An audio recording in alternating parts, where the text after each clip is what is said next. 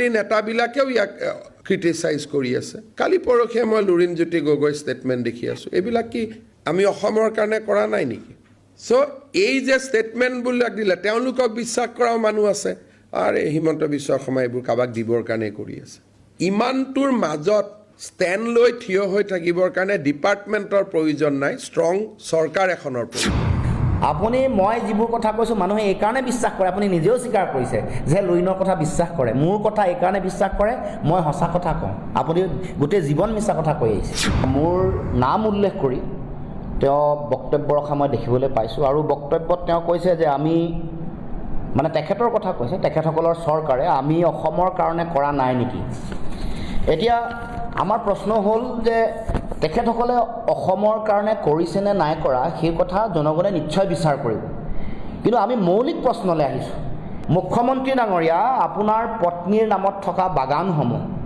এই যে কাজিৰঙা য'ত কাঞ্চনজুৰি আছে যি সৰু পথাৰত ৰাধাকৃষ্ণ বাগান আৰু তিনিচুকীয়াৰ চানমাৰী বাগান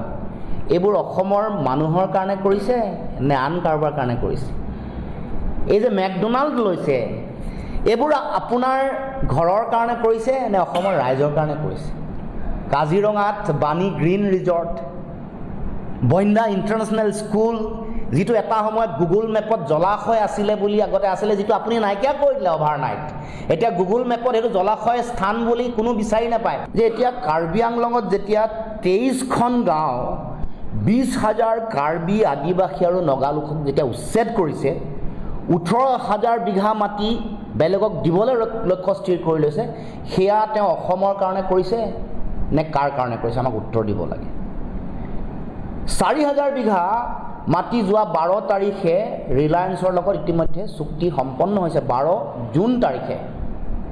এই 4,000 মাটি যাৰ তলত চৰকাৰী সংস্থাই জৰীপ কৰাৰ পাছত তাৰ তলত চূণশিল থকা বুলি ইতিমধ্যে